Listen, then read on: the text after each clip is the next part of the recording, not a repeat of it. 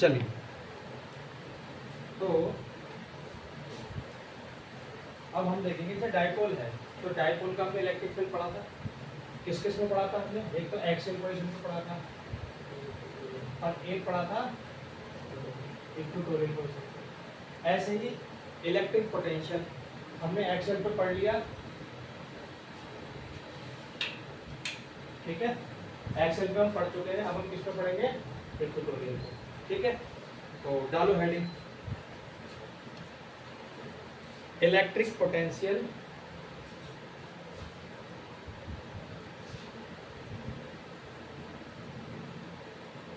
Electric potential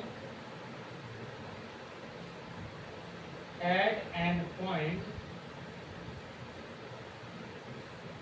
electric potential at an equatorial point,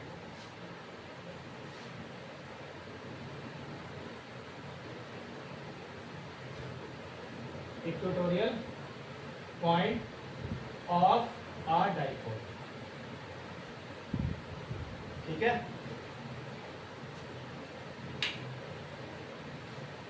clear है बात। अब देखो इसकी फिगर देखो, इसमें क्या है, ये हमारे पास एक डाइपोल है, ये -q चार्ज है और ये +1 चार्ज है। अच्छा, कल हम परसों से इलेक्ट्रिक पोटेंशियल पढ़ रहे हैं। इलेक्ट्रिक पोटेंशियल में आपने एक चीज नोटिस करी, जो इधर से आ जाओ, इधर से ही आ जाओ, अरे इधर से ही आ जाओ भाई, हर्षित,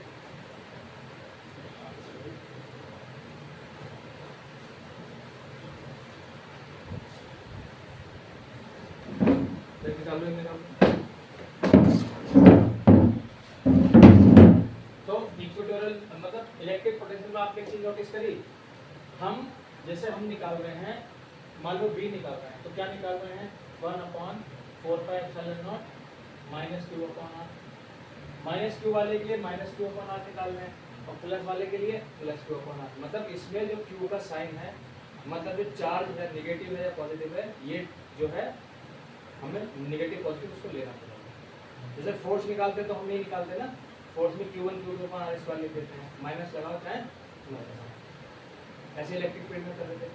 लेकिन इसमें ऐसा नहीं है, इसमें हमें माइनस प्लस लगाना पड़ेगा। चलिए, तो आपने क्या ले लिया, डाइपोल ले लिया, इस डाइपोल का ये सेंटर है O, इधर A हो गई और इधर A हो गई, ये क्या है, ये O नहीं है, ये O है, ये तो डाइपोल के मैंने तो चार्ज बना दिया, ठीक है, एक चार्ज ये कर दिया।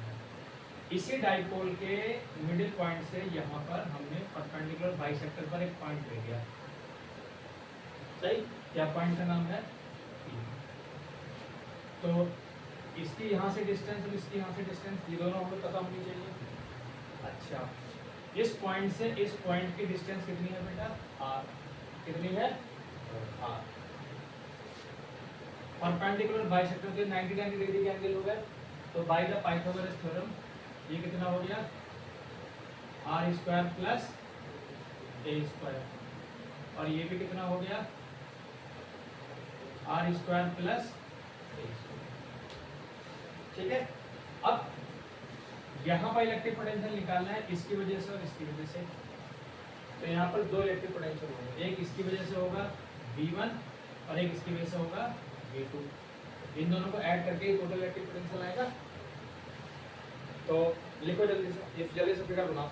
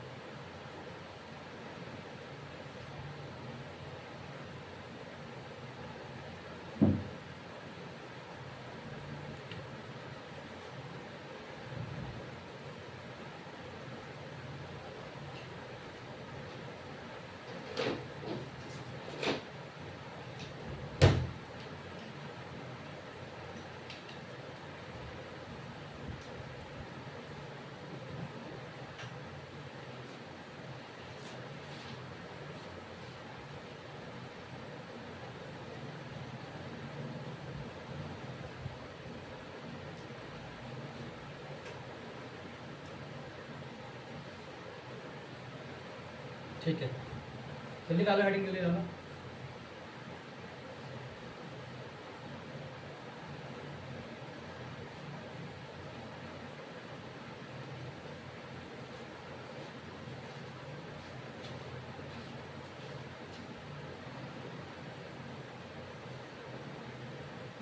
ठीक है, लिखो जल्दी से, थ्योरी लिखो इसकी। लिखो as shown in figure, as shown in figure consider an electric dipole, consider an electric dipole consisting of charge minus q, small q, minus small q and plus small q.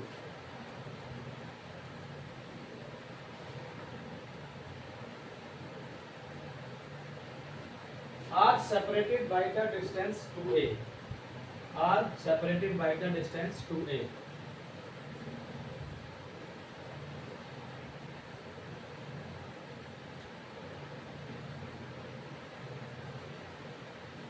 Let point P, let point P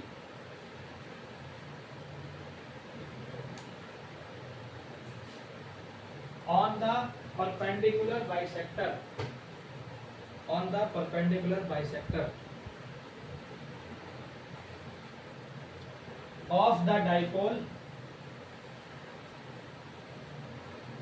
at distance r, at distance r.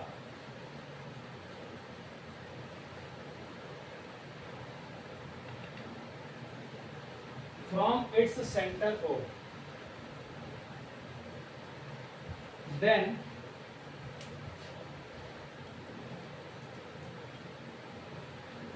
electric potential at the point P, then electric potential at the point P due to dipole,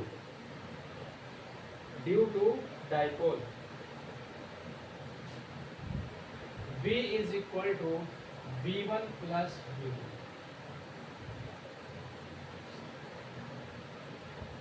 V1 plus V2. अब हमें मालूम ही है V1 कितना हो जाएगा 1/4 pi epsilon not minus Q upon R, और V2 कितना हो जाएगा 1/4 pi epsilon not plus Q upon R। यहाँ से आपने Q upon 4 pi epsilon not common ले लिया, अंदर बचा माइनस का 1/, R की वैल्यू कितनी है बेटा,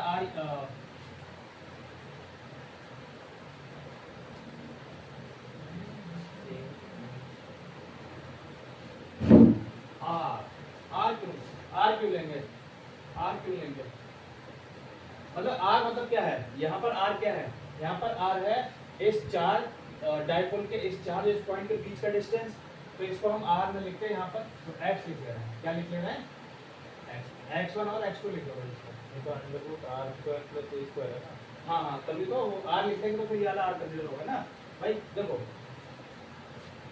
ये क्या है सोर्स चार्ज, ये क्या है टेस्ट चार्ज, तो इन दोनों के बीच की डिस्टेंस R होती है। अब हमने जो पोजीशन ली है, या तो आप इस पोजीशन का x ले लो, साहब हमारा जो पॉइंट है वो डाइपोल के परपेंडिकुलर बाइसेक्टर से, यानी कि O पॉइंट से कहाँ पर है R डिस्टेंस पर है। अगर इसको R लोगे तो फिर इसको x ले लो, अगर इसको R लोगे तो इसको x ले लो। अब यहाँ पर अपॉन में हमने R लिखा, R मतलब क्या है, R है इस पॉइंट, मतलब इस पॉइंट चार्ज और इस चार्ज जो P पर जो है उसके बीच का डिस्टेंस है। अब वो तो हमारा क्या आ रहा है r² plus a² under root आ रहा है। अच्छा इसको r लेने से फिर भी r तो ये, तो इसको हमने क्या ले लिया x1 और x2 ले लिया, तो ये हमारी पूरी x1 हो गई और ये हमारी पूरी x2 हो गई। अब x1 की वैल्यू कितनी है r² प्लस a², और इसकी वैल्यू कितनी है बेटा r² प्लस a। अब ये दोनों एक माइनस का प्लस का कैंसिल आउट हो गया, कितना आ जाएगा,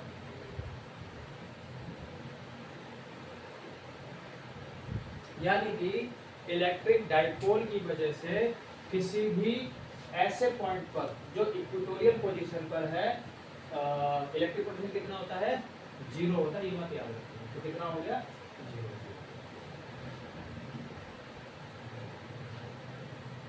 V = तो एग्जाम में पता है ये भी पूछेगा, कहेगा कि prove that electric potential at an equatorial point of a dipole is 0। तो आपको यही पूरा करके दिखाना होगा। हाँ बस यही करेंगे। ठीक है, प्लीज समझ में आ गया। आर की जगह एक्शन क्यों लिख लिया, क्योंकि आर हम इसको ले रहे हैं, और वैसे आर क्या होता है, इसके बीच की डिस्टेंस होता है, तो वहाँ पर हमने एक्स कर पर जल्दी से।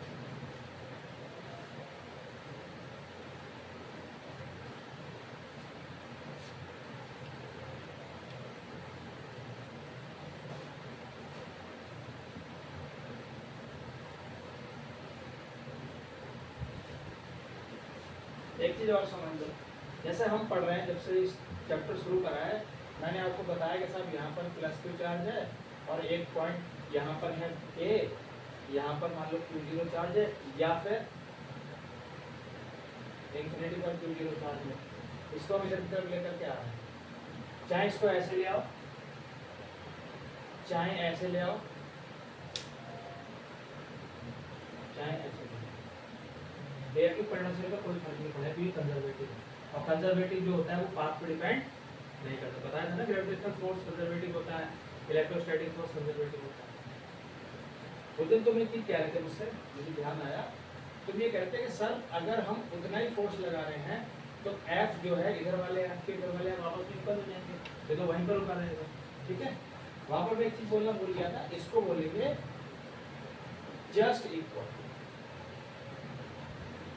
जस्ट इक्वल मतलब कि जब इस चार्ज को इंफिनिटी से इधर ला रहे हो या किसी पॉइंट से इधर ला रहे हो तो बहुत स्लोली ला रहे हो, मतलब इतना स्लोली ला रहे हो कि उसका जो चेंज ऑफ वेलोसिटी है वो 0 होना चाहिए।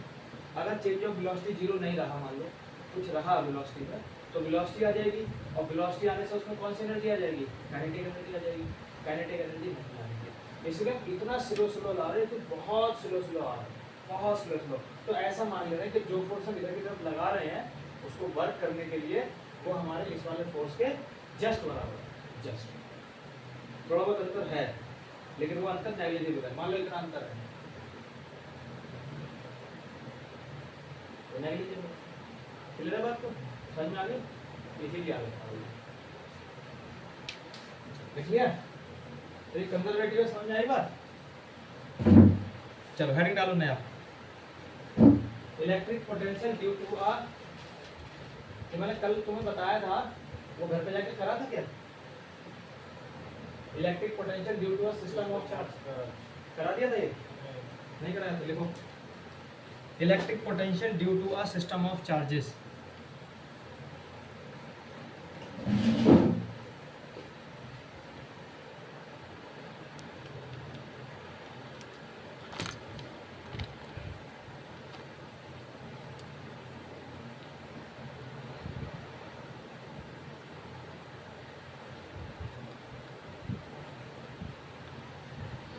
Electric potential due to a system of charges.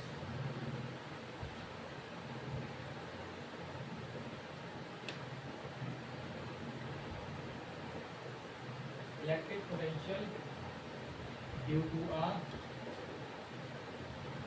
system of charges. इसका से क्या सीन है, आएंगे नहीं आएंगे? हाँ? तुम्हारा दोस्त नहीं है वो? तुम्हारा दोस्त नहीं है वो? तुम आते तो उसी के साथ हो? दोस्त तो है। तो पूछ फोन करके पूछो कैसी है उनकी तबीयत है, कोचिंग का क्या सीन चल रहा है, क्या हुआ, परेशान लग रहे हो आज? मेरी तबीयत ठीक नहीं है, तो उठ के डायरेक्ट यहीं आ गई। अच्छा, तो कोई नहीं, छुट्टी कर लेते, कल आ जाते। नहीं सर, बारिश छुट्टी हो रही है।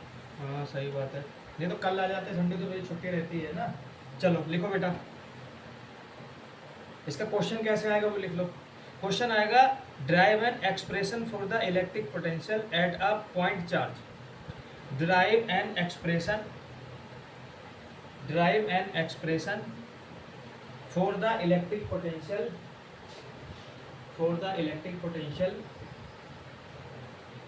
at a point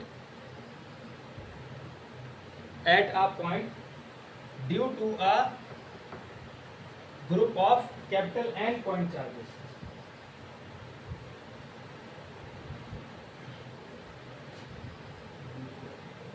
Due to a group of capital N positive charges.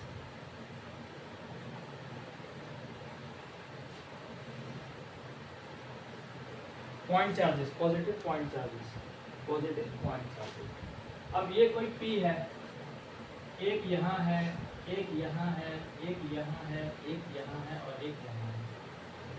मान लिए ये चार्ज Q1 है, ये मान लीजिए चार्ज Q2 है, ये Q3 है, ये Q4 है, ये Q5 है। ऐसे ही बहुत सारे होंगे तो Qn मान लीजिए इसको।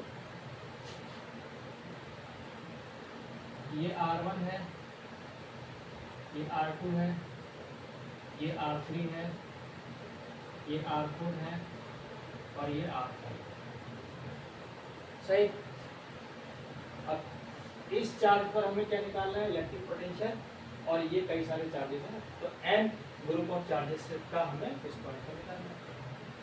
क्या होगा, इसका इस पर इलेक्ट्रिक पोटेंशियल होगा V1, इसका V2 होगा, इसका V3 होगा, इसका V4 होगा, इसका V5 होगा, ऐसे V6, V7, V8, V9 होगा। तो V कितना हो जाएगा,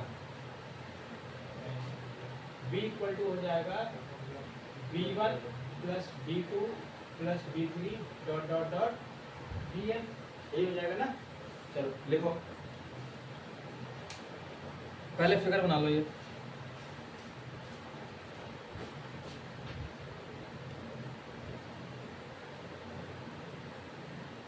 हमने QL भी दिखा दिया, ठीक है।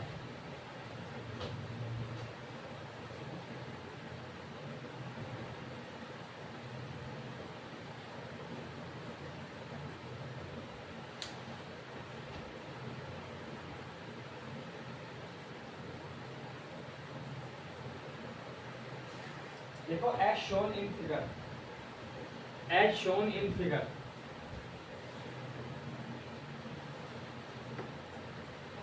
suppose capital N point charges, as shown in figure, suppose capital N point charges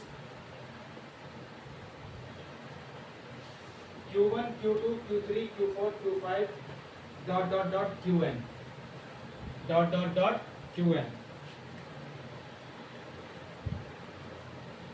lie at distances R1, R2, R3, R4 dot dot dot Rn.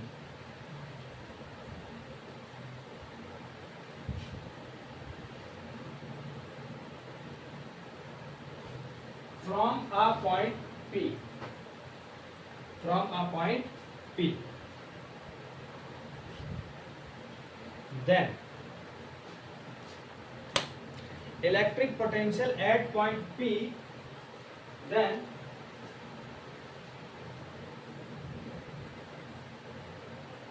electric potential at point P due to charge Q1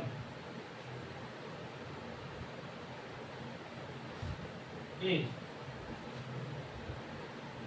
V1 equal to 1 upon 4 pi epsilon naught Q1 upon R1.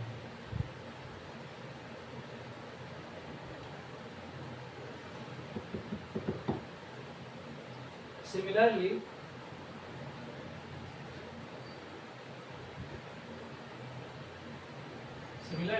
electric potential at point P due to other charges.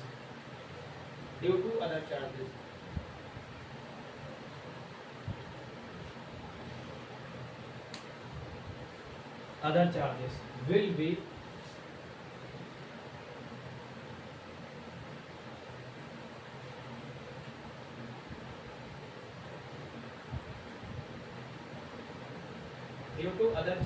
will be V2 is equal to 1 upon 4 pi epsilon naught Q2 upon R2. V3 is equal to 1 upon 4 pi epsilon naught Q3 upon R3 dot dot dot Vn is equal to 1 upon 4 pi epsilon naught Qn upon Rn.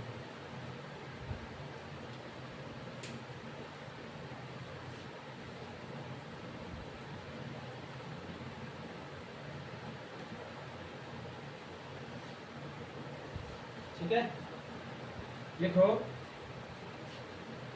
as electric potential is a scalar quantity,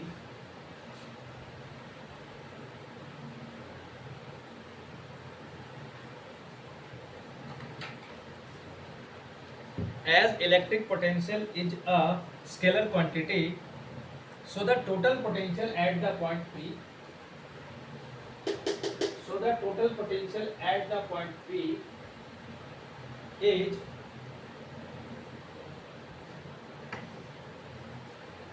the algebraic sum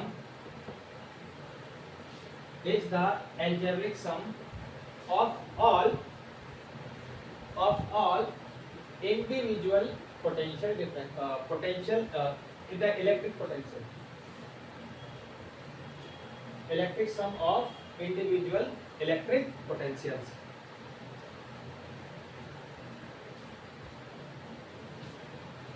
So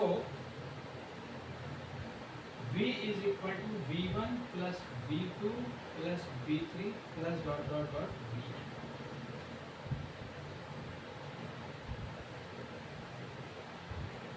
Vn, ठीक है, clear है। अब अगर मैं इन सबको add करता हूँ, मैं भी यही कर ले रहा हूँ, ठीक है, इसको हटा देता हूँ। अगर मैं इन सबको ऐड करूंगा तो ये क्या आ जाएगा, अब देखो 1 अपॉन 4 पाई एप्सिलॉन नॉट सब में है, तो क्या हो जाएगा, कॉमन हो जाएगा। अंदर क्या बचेगा, पहले बचेगा Q1 अपॉन R1, फिर क्या बचेगा Q2 अपॉन R2, फिर क्या बचेगा Q3 upon R3 dot dot dot Qn upon R, ये तो बचेगा। उसके बाद अब ये n नंबर ऑफ पॉइंट्स के लिए है, तो हमारे फाइनाइट पॉइंट है। जब फाइनाइट पॉइंट होते हैं तो हम सबको सम करने के लिए समेशन लगाते हैं, और जब इनफाइनाइट होते हैं तो सबको सम करने के लिए इंटीग्रेशन करते हैं। तो यहाँ पर हमें क्या लेना है, सम लेना है। तो हो जाएगा v is equal to 1 upon 4 pi epsilon naught summation I is equal to 1 to n Qi upon R। देखो इसमें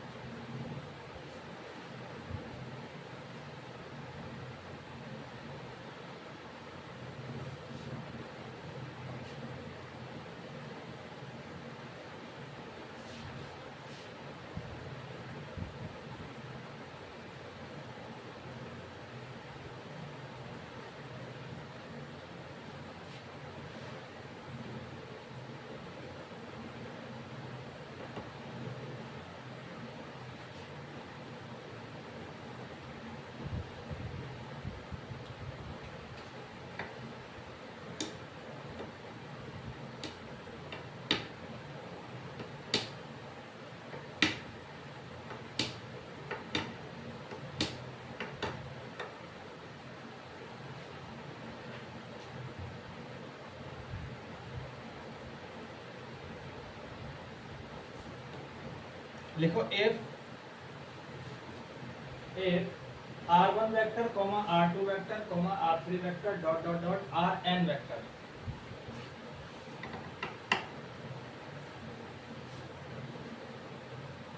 rn vector are the position vector. मान लो अगर इनको हम वेक्टर ले लें, जैसे r1 एक डिस्टेंस है, उसको हम वेक्टर फॉर्म में ले लेंगे। साहब एक हमारा पॉइंट यहाँ है, एक है, उसकी हम वेक्टर फॉर्म में दिखा दें कि ये इसका पोजीशन वेक्टर। तो क्या लिखा आपने, if r1 vector, r2 vector, r3 vector dot dot dot rn vector are the position vector of n point charges.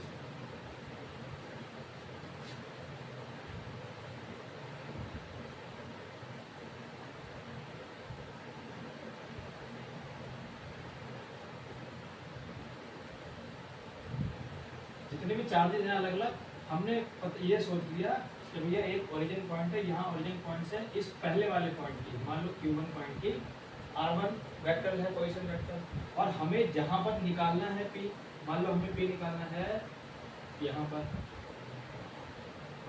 मान लो ये कितना है R वेक्टर, तो इन दोनों के बीच की डिस्टेंस क्या होगी, मान लो इसको x ले लिया, तो ये कितना हो जाएगा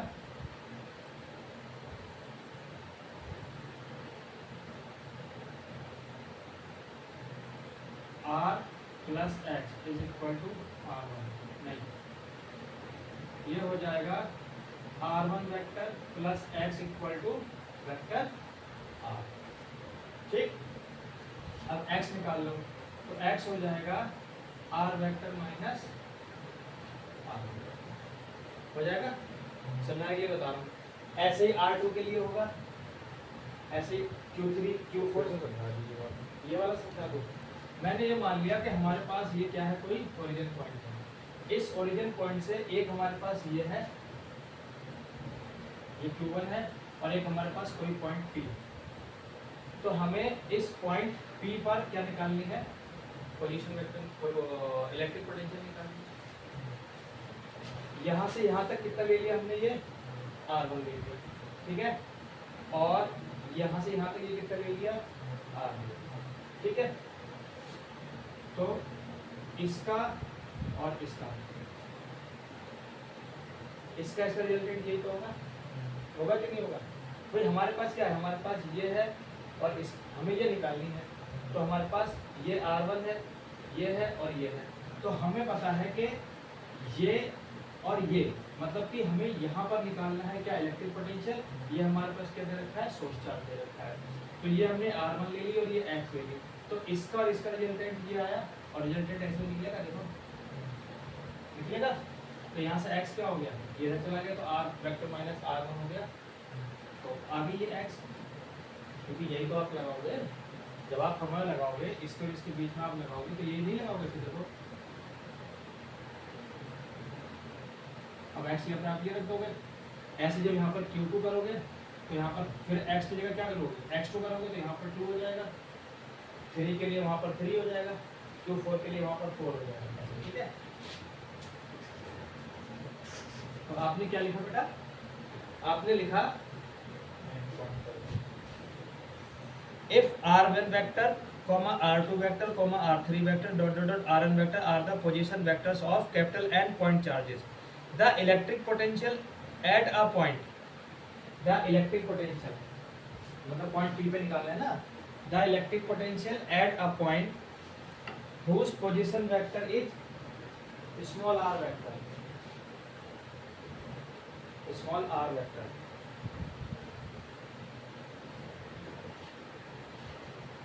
would be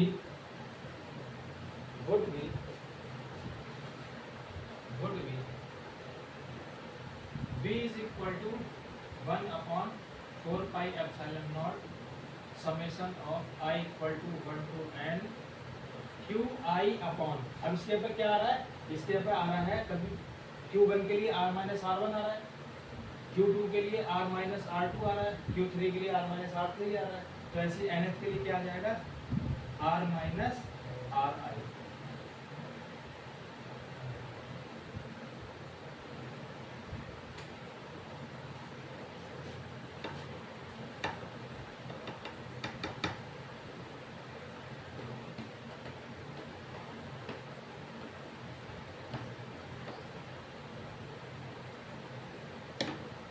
ठीक है,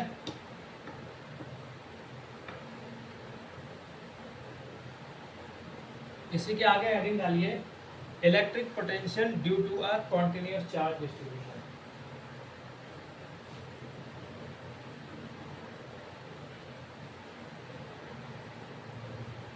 इलेक्ट्रिक पोटेंशियल ड्यू टू अ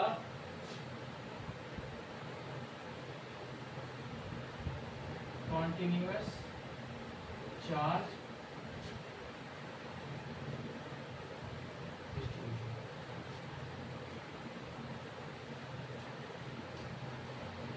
पहले तो मुझे ये बताइए कि जो चार्ज डिस्ट्रीब्यूशन होता है वो कितने तरीके का होता है? 3 तरीके का। कौन कौन सा?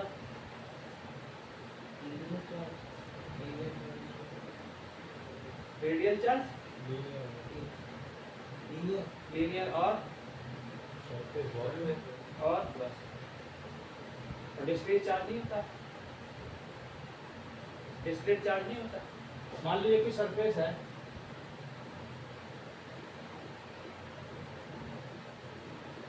कुछ चार्ज यहाँ बैठा हुआ है, कुछ चार्ज यहाँ बैठा हुआ है, कुछ चार्ज यहाँ बैठा हुआ है, कुछ चार्ज यहाँ, कुछ चार्ज यहाँ। तो ये डिस्क्रीट चार्ज है। कैसा चार्ज है? कॉन्टिन्यूअस चार्ज कब होता है?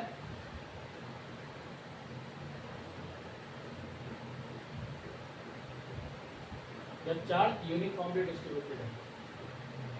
जब चार्ज यूनिफॉर्मली डिस्ट्रीब्यूटेड, जैसे ये है भाई साहब, ऐसे रब किया मैंने, अब जहां से रब किया है सिर्फ वहीं पे चार्ज आ रहा है, बाकी इधर तो चार्ज उतने ही जो पहले था, तो यहाँ पे चार्ज ज़्यादा हो गया, यहाँ पे कम है, इस पर डिस्क्रीट चार्ज। वहीं अगर मैंने हाथ में ग्लव्स पहन लिए और मेटल की कोई बॉल लेके उसको रगड़ रहा हूँ मान लो, और उस पर चार्ज जाएगा, तो वो जो चार्ज पूरे मेटल पे यूनिफॉर्मली डिस्ट्रीब्यूट होगा। मैंने आपको बताया भी था कि मेटल और नॉन मेटल में सबसे बड़ा डिफरेंस यही है कि अगर मान लीजिए आपके पास प्लास्टिक की कोई रॉड है और ये रॉड जो है आयरन की है, मान लो इस पर पहले से कोई चार्ज बैठा होगा, आपने अलग से इसको नेगेटिव चार्ज कर दिया, तो जहां पे आपने इसको टच करा के चार्ज दिया बस वहीं पे चार्ज आएगा, बाकी सब जगह वैसे है। ये डिस्क्रीट चार्ज। लेकिन अगर आपके पास आयरन की कोई रॉड है, कॉपर की है या सिल्वर की है, मेटल की है,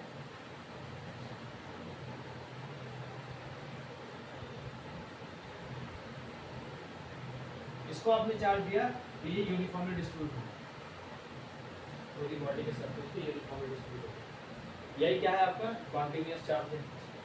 अब कॉन्टिन्यूअस चार्ज 3 तरीके से बैठा हो सकता है। एक लाइन पे बैठा हो सकता है, एक सरफेस पे और एक वॉल्यूम में। ठीक है, तो हम वही पढ़ेंगे। अब लाइन पे बैठा होगा तो क्या इलेक्ट्रिक पोटेंशियल होगा? डिस्क्रीट नहीं पढ़ेंगे, डिस्क्रीट नहीं पढ़ेगा। पढ़ तो रहे पॉइंट चार्ज के लिए, हर एक सबके लिए अलग अलग नहीं हो जाएगा, सबको आपने ऐड नहीं कराया अभी, ये डिस्क्रीट चार्ज के लिए तो पढ़ा है। तो क्या डाला heading? Electric potential due to a continuous charge distribution. लिखो सबसे पहले थोड़ी थ्योरी लिखो। लिखो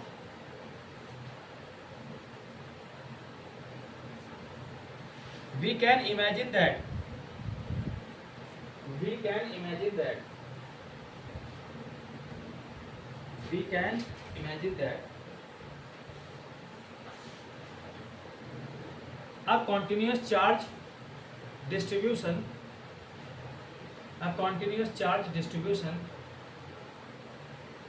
consists of a number of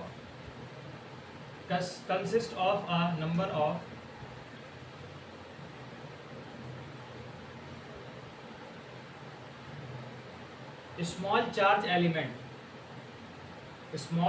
element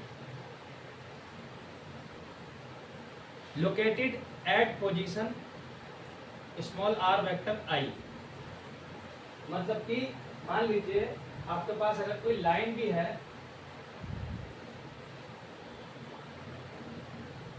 तो इस पर तो कई सारे चार्जेस होंगे ना। तो पोजीशन के बाद क्या बोला आपने? जी बेटा, पोजीशन के बाद क्या बोला? R vector, small r vector. अच्छा, जब पिटाई लगाऊंगा ना तुम्हारी, स्मॉल लिखना जरूरी है। ये आई लगाओ उसके नीचे, I R vector I, are आई लगा लो, आर आई। अब समझो, मान लो यहाँ पर पॉइंट P है। अब इस लीनियर चार्ज डिस्ट्रीब्यूशन की वजह से हमें इस पे क्या निकालना है? इलेक्ट्रिक पोटेंशियल निकालना है। तो भैया इसका अपना अलग होगा, इसका अपना अलग होगा, इसका सबका अलग अलग होगा। तो ये कितने सारे ले लिए हमने ऐसा मान लिया कि चार्ज भैया वो आर आई है, कितने हैं r i, R1 R2 R3 R4, general में आर आई ले लिए। सही, क्लियर है बात? ठीक, आगे लिखो, if r vector is the position vector of the point P. अभी जो पॉइंट पी है, ये जो पॉइंट पी है, मान लो इसका पोजीशन वेक्टर क्या है, r, vector r. If R vector is the position vector of point P due to the continuous charge distribution,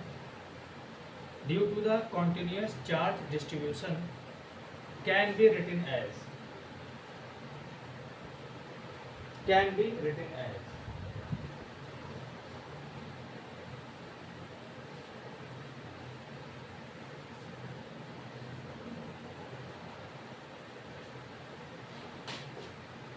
V is equal to, बताओ सही है,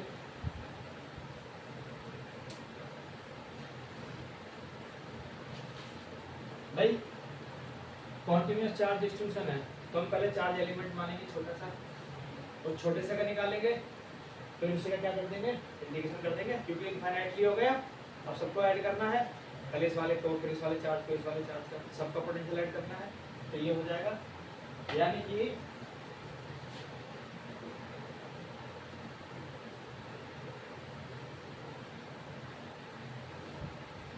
ये करना पड़ेगा, लेकिन अब हम क्या कर रहे हैं, चार्ज एलिमेंट ले रहे हैं, तो ये बहुत छोटा हो जाएगा, सही है। और ये क्या हो जाएगा,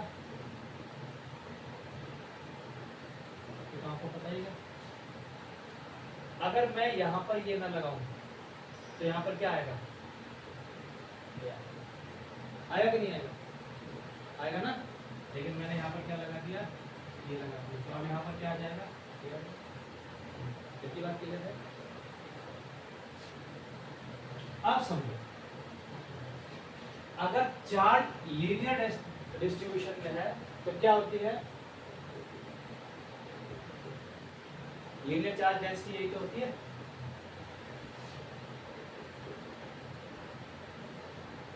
ये हो जाएगी छोटे चार्ज के लिए, मान लो हमने बहुत छोटी जगह पकड़ ली, यहाँ से लेकर के यहाँ तक, तो यहाँ जो चार्ज बैठा होगा बहुत छोटा होगा पूरे के कंपैरिजन में, तो हमने क्या ले लिया, बहुत छोटा चार्ज और बहुत छोटी लेंथ। यहाँ से डी क्यू कितना हो गया बेटा, लैम्डा डी एल। अभी लिखना मत, लीनियर चार्ज डिस्ट्रीब्यूशन का जो इलेक्ट्रिक पोटेंशियल होगा वो कितना हो जाएगा, V L 4 pi epsilon not lambda D L upon,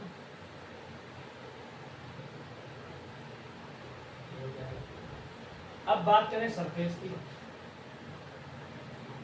अब सरफेस ले लिया, अब इस सरफेस पे चार्ज बैठा होगा, हमने कहीं पर ले लिया छोटा सरफेस एरिया एलिमेंट, तो सरफेस एरिया एलिमेंट का जो चार्ज डिस्ट्रीब्यूशन की डेंसिटी क्या होगी, सिग्मा 2 अपॉन एरिया या फिर एक्स, जो लेते हैं वो ले लेते हैं। ये क्या हो जाएगा, अब अगर हमने बहुत छोटा लिया है तो ये क्या हो जाएगा, छोटे के लिए d Q upon d A या d Q upon d S. तो अब क्या हो जाएगा, d Q is equal to sigma d A हो जाएगा। Electric potential due to surface charge distribution,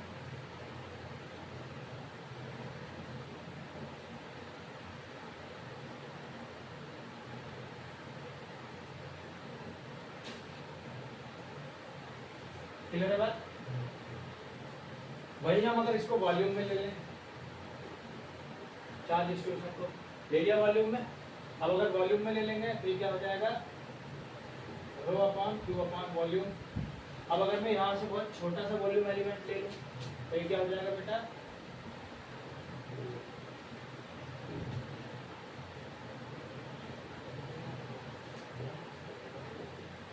हो जाएगा। तो यानी कि electric potential due to the continuous charge distribution over volume, electric potential due to volume,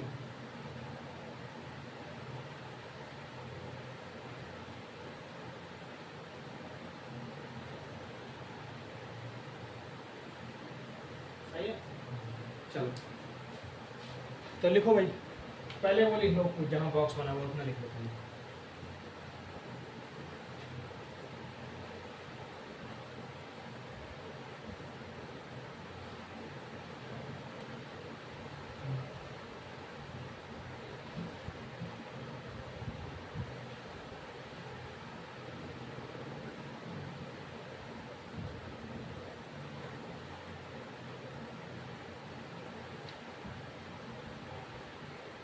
खाली बॉक्स तक लिखना। अब लिखो when charge is distributed uniformly, when charge is distributed uniformly along a line capital L, along a line capital L, then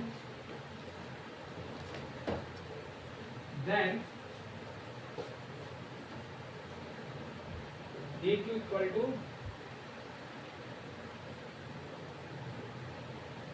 lambda dl। कैसे आएगा मैंने बता दिया है ना, dq equal to lambda dl, where lambda is a line charge density, where lambda is the line charge density। so अब लिख लो bl equal to 1/4 pi epsilon naught integration delta वो sorry lambda dl upon r minus ri।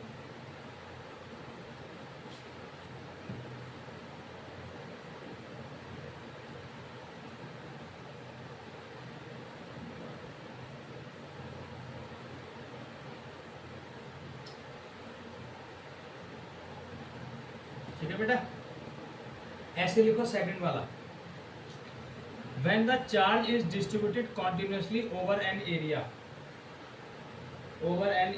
A या over an area S, जो लिखना चाहो मैंने बताया था वो लिख लो, चाहे S लिख लो चाहे A लिख लो, over an area S या फिर over an area A।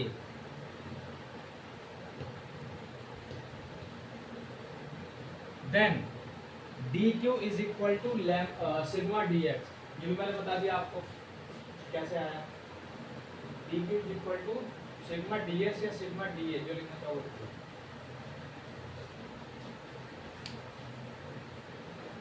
where sigma is the surface charge density, where sigma is the surface charge density।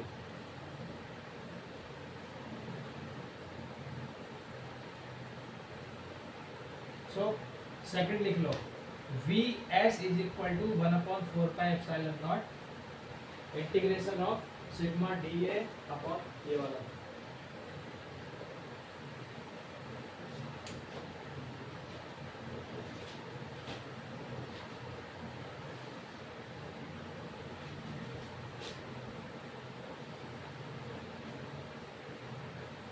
ठीक है, थर्ड लिखो, when the charge is distributed continuously in a volume V, when the charge is distributed continuously in a volume V,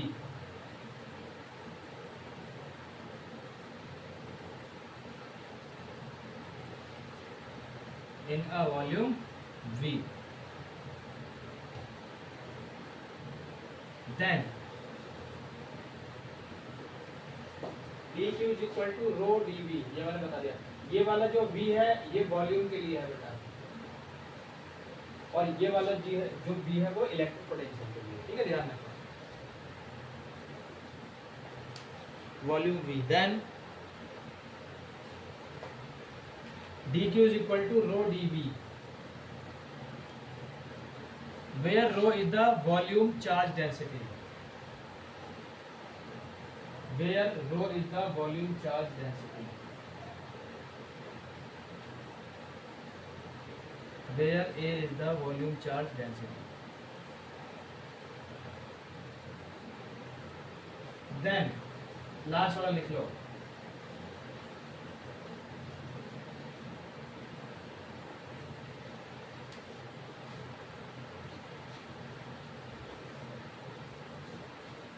खत्म करेंगे sir, बस एक line और कर दीजिए।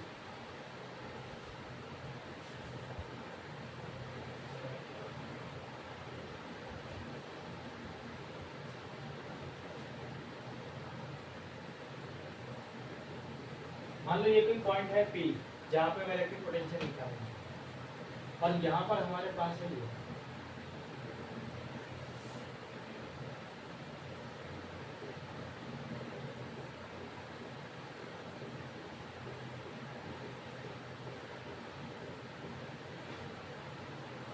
इस पर टोटल इलेक्ट्रिक पोटेंशियल कैसे निकाला जाएगा?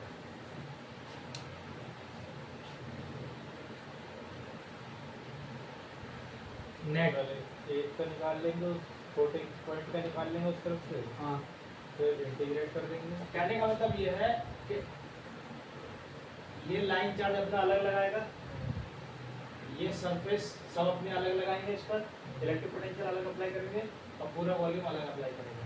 मतलब कि इसमें आपको VL plus VA plus VB ये तीनों क्या करना पड़ेगा? ऐड करना पड़ेगा ना। लिखो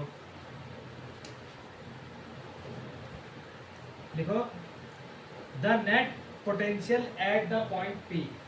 बना लेगा डायग्राम मत बनाओ, ऐसे लिखो, समझाने के लिए बता देता। The net potential at the point P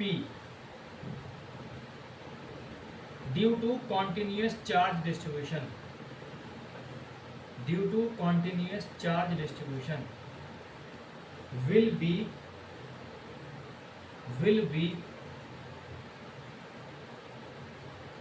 the algebraic sum of the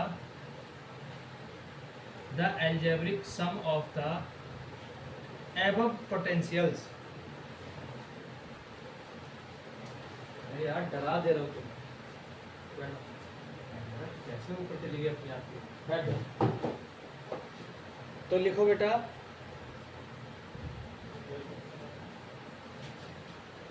algebraic sum of the क्या आगे क्या? algebraic sum of the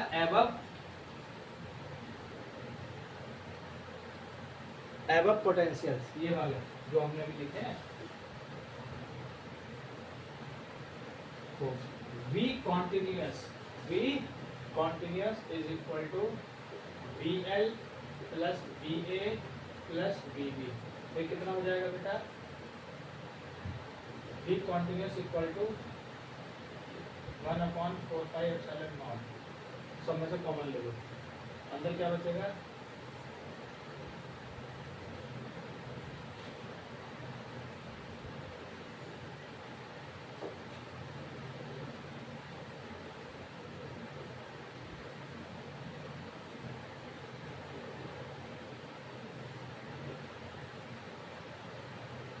R minus R ये भी तो कॉमन आएगी। हाँ ले सकते हो।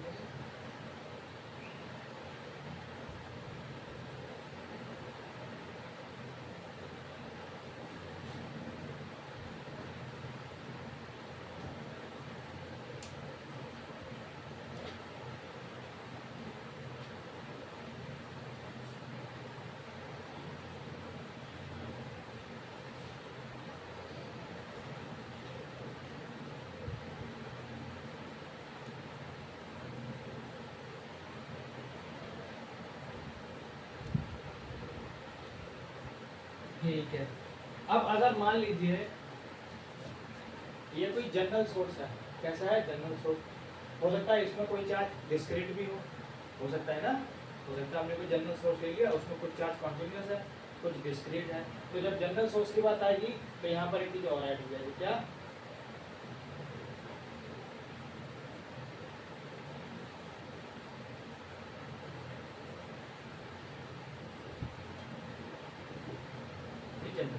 ठीक है, क्लियर है बात? समझ में आ गया?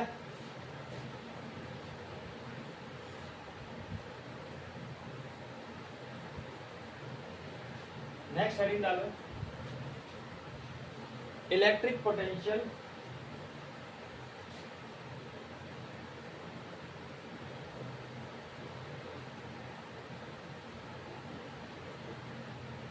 Due to a electric potential due to a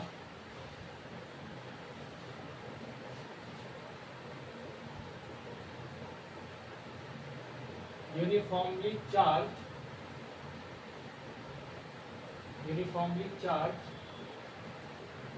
thin spherical cell thin spherical shell, thin spherical shell. तो इसमें आपको एक चीज याद रखनी है कि सारी इम्पोर्टेंट है ये, हाँ सब इम्पोर्टेंट है ये। हाँ बिल्कुल important। तो इसमें है कुछ नहीं है, लीकेज लाइन के है सब। ये सब तुम्हें आता ही है, इस समय तुम्हें बता ही रखा है पहले से। यही उसमें भी इलेक्ट्रिक फील्ड में भी सेम चीज थी। अगर इलेक्ट्रिक फील्ड निकालने किसी नेट पॉइंट को, तो सारे इलेक्ट्रिक फील्ड ऐड कर दोगे। कौन सी? EL, ES और EB। अगर फोर्स निकालना है तो फोर्स ऐड कर दोगे। चलो, तो ये सेल है।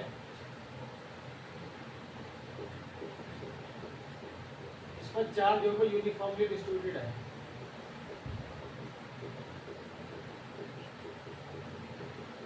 ठीक है। अच्छा, हमारी जो अर्थ है, हमारी अर्थ का मास कहाँ पे सेंटर्ड है? सेंटर पे। ऐसे यहाँ पर है। ये चार्ज डिस्ट्रीब्यूशन है, ये सारा यहाँ पर कॉन्सेंट्रेटेड है। तो हम जब सेल की वजह से निकालेंगे तो हम यहाँ से निकालेंगे। मान लो यहाँ पर कोई पॉइंट P है, अब बच्चे कहने लगे सर इससे निकालो, ये यहाँ से निकालो। ठीक है। तो 3 केस होंगे, एक जब P पॉइंट बाहर होगा, दूसरा जब P पॉइंट यहाँ होगा, तीसरा जब P पॉइंट अंदर होगा। बस ये तीनों बता देंगे, ये हो जाएगा। ठीक है। फिर हम कल इसके क्या करेंगे? क्वेश्चंस करेंगे। जब भी नेक्स्ट टर्म में आएगा तो उसे क्वेश्चन करेंगे। ठीक। तो उसके बाद हम इलेक्ट्रिक फील्ड और पोटेंशियल में क्या देखेंगे? रिलेशन वगैरह देखेंगे। क्लियर है बात? समझ में आई? चलो।